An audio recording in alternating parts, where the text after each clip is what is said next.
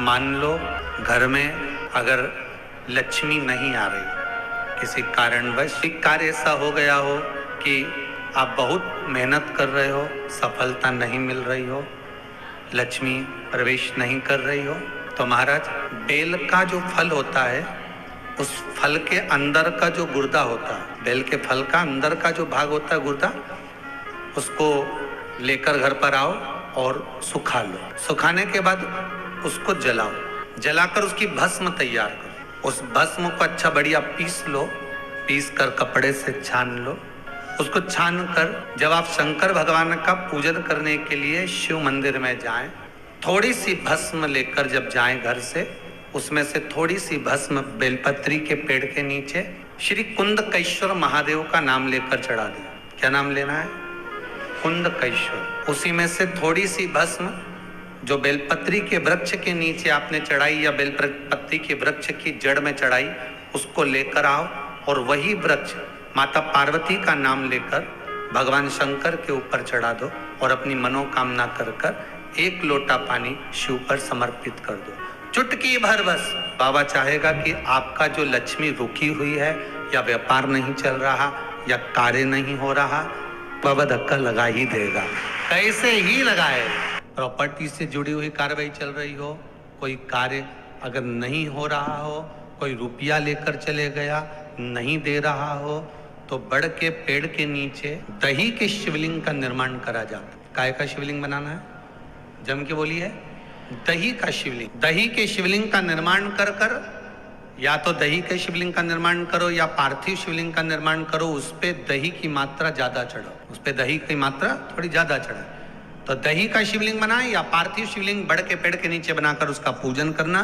उस पर काली तिल समर्पित कर एक बेलपत्र, जो बेलपत्र आप समर्पित करेंगे उसकी जो डंडी होती है वो बड़ के पेड़ की ओर होना चाहिए। डंडी का भाग आप जब वृक्ष के नीचे बनाएंगे, सामने वृक्ष है, यहाँ आपने बैठकर बनाया शिवलिंग, और डंडी का भाग वृक्ष की ओर होना चाहिए, वृक्ष की ओर हो, और उसमें से आप बाबा देवाधिदेव महादेव वटकेश्वर महादेव का पूजन करें। जो आपका धन नहीं दे रहा हो या कोई प्रॉपर्टी से जुड़ा हुआ या अदालत में कोई बात चल रही हो, फाइल नहीं खसक रही हो या आपके पक्ष में निर्णय नहीं आ रहा हो, तो शंकर वटकेश्वर महादेव का पूजन करो। जो चढ़ी हुई बेलपत्री है उसको घर लेकर आ जाओ वटकेश्वर महादेव के नाम से, शंकर जी की पूजन कर उनका विसर्जन कर दीजिए। बाबा की कृपा होगी और आपका कार्य सफलता की ओर बढ़ जाएगा। कौन से महादेव? जम के बोलिए जरा। वटकेश्वर महादेव का। जिनके नैनों में नंबर बढ़ते चले जा रहे हो, चश्मा उतर नहीं रहा हो, दूर का नहीं दिखे, कहीं किसी को पास का नहीं दिखे, घी का दिया लगाइए।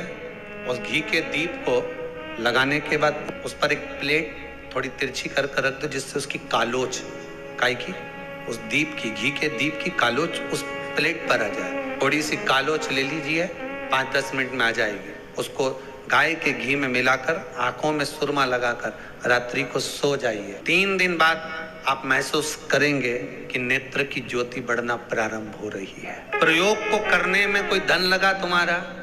अरे बोलो तो सही। कोई दौलत लगी तुम्हारी, कोई संपदा, या फिर तुमने सियोर वाला महाराज के लाके खूब बटोर के दे दिया, कुछ लगा? नहीं।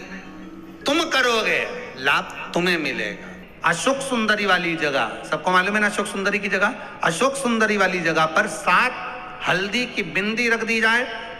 लड़का लड़की जिसका विवाह नहीं हुआ उसका हाथ रख दिया जाए और वही हाथ के छापे पीपल के वृक्ष पर 5 लगा दिए जाएं। महाराज 3 महीने में उसका विवाह पक्का हो जाता है। किडनी या लीवर से जुड़ी हुई जो प्रॉब्लम रहती है उस समय भी महाराज, अगर किसी का डायलिसिस चल रहा हो, महीने भर में 2-2, 3-3 बार हो रहा हो या हफ्ते में रोज हो रहा हो, हफ्ते भर में, तो उसके लिए भी रूरू भैरव का प्रयोग किया जा सकता है। पीपल के पत्ते पर शहद की 7 बिंदी लगाना है और उसको भगवान शंकर के ऊपर समर्पित करना।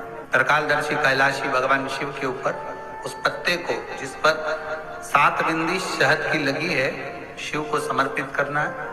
महाराज शाम के समय पर शंकर भगवान पर ये पीपल का जो पत्ता है इसको समर्पित करने, कुछ देर बैठकर श्री शिवाय नमस्तुभ्यां का स्मरण करें, उस पत्ते को वापिस उठा कर लेकर आए, जिसका डायलिसिस चल रहा है, उस व्यक्ति को शंकर भगवान के शिवलिंग का स्मरण कराकर उस पत्ते को 7 बार चटा दीजिए महाराज, 7 बार चटा दीजिए।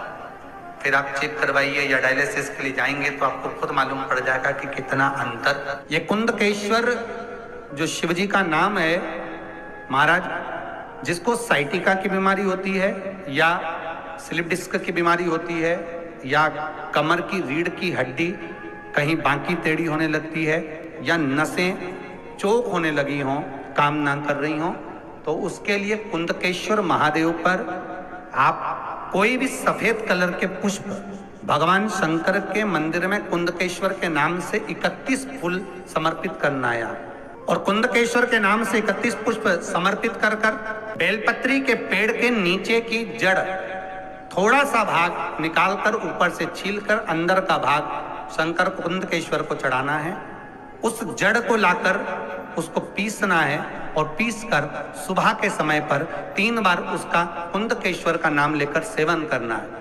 जिसको साइटिका और जिसको रीढ़ की हड्डी, स्लिप डिस्क, जिसको प्रॉब्लम होती है, उसको बाबा कुंदकेश्वर एक ऐसे महादेव हैं, क्योंकि भगवान शंकर के चरण पर पार्वती के द्वारा फेंका गया कुंद का प्रहार हुआ और उससे बाबा को चोट लगी, जिससे बाबा का नाम कुंदकेश्वर पड़ा। आपको अगर ऐसा महसूस होता है कि किसी ने आपकी दुकान पर बंधन कर दिया, आपका व्यापार बांध दिया, 4 दिन दुकान अच्छी चल रही है और 4 दिन बंद हो रही है, तो महाराज आपको ऐसा लगे, या किसी की तबीयत थोड़े दिन अच्छी हो रही है, फिर गिर रहा है, फिर अच्छी हो रही है, फिर बेकार हो रही है, फिर अच्छी हो रही है, फिर बेकार हो रही, दवाई खा रहे हो नहीं लग रही, तो आप तो प्रयास करना, थोड़ी सी काली तिल्ली लेना महाराज जी, उसमें एक बमूल का कांटा ले लेना, काली तिल, बमूल का कांटा और किसी भी वृक्ष की 5 पत्तियां लेना महाराज। उसको लेकर अपने दुकान में, व्यापार में, या जिसको औषधि ना लग रही हो, जिसका स्वास्थ्य गड़बड़ हो रहा महाराज, उसका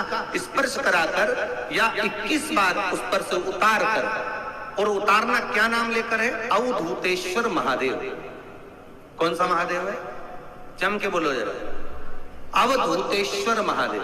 अर्थात शास्त्र कहता है कि अवधूतेश्वर महादेव का जो रूप है वो रोग का निवारण करने के लिए, व्यापार की वृद्धि को आगे बढ़ाने के लिए। अब तो अगर मान लो अगर प्रॉब्लम चल रही है, व्यापार में दिक्कत आ रही है, व्यवसाय में तकलीफ आ रही है, या किसी ना किसी रूप में कोई ना कोई कष्ट आपको लग रहा है, तो अवधूतेश्वर महादेव का नाम लेकर काली तिल्ली, वृक्ष की पत्ती और एक बमूल का कांटा लेकर, और आप दुकान में से उतार लो, चाहे शरीर पर से उतार लो, उसको ले जाकर किसी भी चौराहे पर उसको पटक दीजिए। चौरस्ते पर नहीं डाल सकते तो बहते हुए पानी में डाल दीजिए, बहता हुआ पानी ना मिले तो पीपल के वृक्ष के नीचे डाल दीजिए। किसी व्यक्ति ने मालूम पड़े कोई भूमि पर कब्जा कर लिया और नहीं छोड़ रहा, मान लो अगर कोई कब्जा कर लिया हो और वो प्लाट या कोई दुकान, कोई व्यापार की स्थान नहीं छोड़ रहा, तो शास्त्र कहता है महाराज जी, शमी पत्र की 5 पत्ती, कितनी पत्तियां लेना है?